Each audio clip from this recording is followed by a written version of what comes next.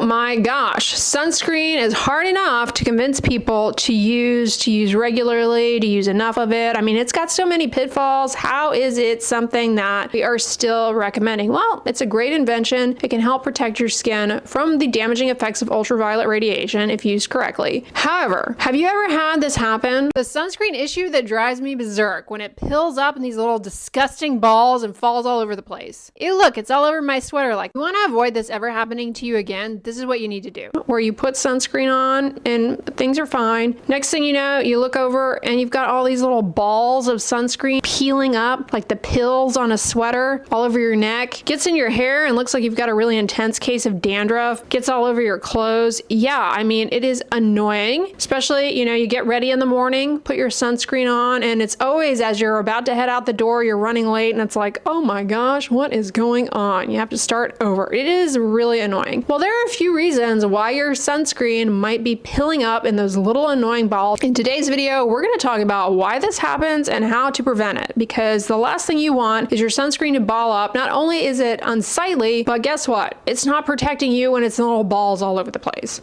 The number one reason why sunscreen pills up in these little balls is because it's incompatible with whatever product you have on your face to begin with, whether it be a certain serum, a moisturizer, a cream. This is especially true if you are using a sunscreen gel. Sunscreen gels often have alcohol in them. Alcohol is wonderful in skincare. We're not going to demonize alcohol. It helps allow for sunscreen formulations to be quick dry, non-greasy, and allow for good evaporation of sweat from the surface of the skin. However, these gel vehicles do not get along well with oilier, richer creams that might be underneath, and that definitely can lead to pilling. As a matter of fact, one of my favorite body sunscreens is that Bullfrog Quick Gel. I discovered that back in the 80s, and it's been around for a while, but that will pill on you if you put it on over like body moisturizers and lotions. What you want to do is make sure that your skin is clean and dry. The other thing I want to remind people of is the fact that sunscreens are moisturizers. Sunscreens are moisturizers. So you don't need to put on moisturizer and then put sunscreen on over it. You can, but you might get pilling. You might get pilling, and you may have to spend some time troubleshooting a sunscreen and a moisturizer combination that will not cause pilling. If you have a sunscreen though that regularly pills for you, consider not putting anything on underneath. Speaking of not putting anything on underneath, the internet is awash with people convinced that they need to get a timer or some sort of stopwatch and set a timer so that they wait a certain amount of time in between each layer of serum for it to dry. You don't need to do that, except when you're putting sunscreen on your face. If your skin is damp, if it's damp, the product is still sticky, it hasn't dried down, well, if you try and put sunscreen on over that, there is a good chance you will experience product pilling. Sunscreens, especially the water resistant ones, are not going to set up and form a film on damp, wet skin. Skin that is wet to the touch. It will not set up. So you do need to let the skin dry. How long is the follow-up question? I don't know. It depends on what you're using and the ambient humidity where you are. For me, it doesn't take more than a few minutes for products to dry. That would be the exception to the you don't need to wait for products to dry before applying another one. When you apply your sunscreen, you want to make sure there's no water, there's no damp product on the skin, so it sets up well and you don't get that pilling and balling, especially if it is a water resistant formula. You will more likely get that. Also, if you have a lot of powders on the surface of the skin, the sunscreen film may not get along well with that. When you apply your sunscreen, you want to take your time. People who apply sunscreen in big globs hastily are more likely to get pilling and also to miss areas. So don't do it in a hurried fashion. Take your time and apply the sunscreen evenly on all surfaces of the face, the neck. If you just pour a bunch of sunscreen on your face and start moving it around really quickly, it is more likely to pill because you are kind of creating little hills of sunscreen that start maybe to stick together, and that's a big contributing factor for those balls of sunscreen. Another reason sunscreen pills might be that your skin could use a little exfoliation or smoothing out. You have some buildup of either dry, rough skin texture or little flaky patches. Maybe you've developed some irritation from a product, or maybe, God forbid, you had a sunburn, it's healing and it's getting flaky, or you had some other skin rash. A lot of skin rashes, as they go away, the skin gets very dry and flaky. And in that case, you might get some pilling. So maybe consider washing your face first. Washing your face can help to hydrate and exfoliate away those flaky patches, allowing for the sunscreen to go on a little bit better. And make sure, of course, though, that the skin is dry before you put the sunscreen on. And last but not least, the other reason why you might get peeling is the sunscreen is just kind of not great. From time to time, though, you will encounter a sunscreen that frankly is just not that great and has a tendency to peel no matter what you do. And at that point, you might just want to chuck it and start over with something else. I've encountered this over the years with several sunscreens, and I always point it out when I am reviewing them. I try all of the techniques I've laid out here, and if it still peels on me a lot, well, it's a no-go because it's just not worth it. It's just not worth it. Sunscreen is great, but it's not a shield of armor. It has its pitfalls. You have to apply enough of it, and you have to apply it to all surface areas. You have to apply it in a thick enough layer. You have to make sure you don't skip. And if you're going to be outside for a prolonged period of time, guess what? You need to reapply it every 2 hours while you are outside. You don't necessarily need to be reapplying sunscreen all day if you're inside, not really that exposed, but keep in mind when you're outdoors, you want maximum protection because you are in direct sunlight. You do need to be reapplying it because it will rub off. Also, choose a water-resistant sunscreen if you're going to be participating in water-based activities or sport where you work up a heavy sweat, because that will help the sunscreen stay on a little bit better throughout these activities. However, in the case of sweating excessively, you do want to be reapplying it. I say err on the side of caution every 90 minutes while you're really sweaty, and I do recommend the alcohol-based sunscreen gels because they are a lot easier to apply when you're sweaty, and they help keep you cool because of evaporation. They also are quick dry and breathable. So you do need to be reapplying more frequently. Let's talk about when you're in the water though. When you're in the water,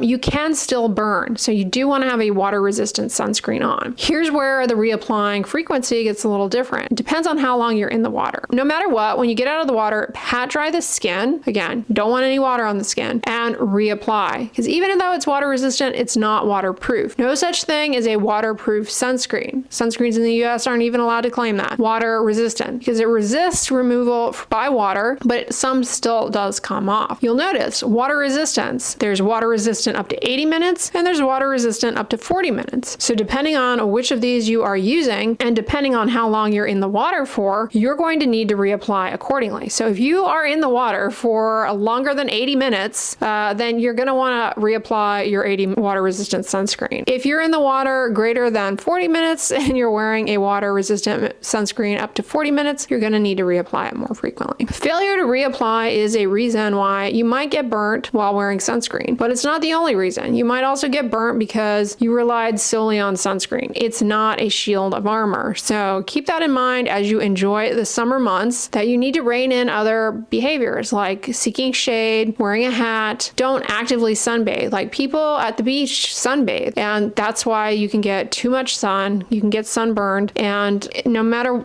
how good you are at putting the sunscreen on, if you don't kind of try some of these other behaviors that we've mentioned, you can get burned. And you might say, well, why not just get an umbrella and bail on sunscreen? For a day at the beach, I wouldn't do that because sunscreen, it finesses. It goes in areas where you can't really get shade. A lot of people don't realize this, but ultraviolet radiation can reflect up off of surfaces like sand, or if you're on the mountains, snow, cars, vehicles, and so it will get under the underside of your face, and you can still get burnt under an umbrella. So that's where sunscreen can really help bring everything together for a full sun protective package. But if it's pilling all over the place, it is completely useless. So I really hope these tips and tricks on how to prevent sunscreen from pilling help you guys out, give you a better understanding as to why it happens. I do have an older video about skincare products pilling that gives a lot of information there as well if you're running into this issue with other things. Maybe your makeup and your skincare are not getting along and you want some tips and tricks. Check out that older video. On the end slate though, I'm going to put my recent video on the best sunscreen gels. Great options there for the summer months. So check that one out next if you missed it. If you guys like this video, give it a thumbs up, share it with your friends, and as always, don't forget, sunscreen and subscribe. I'll talk to you guys tomorrow. Bye.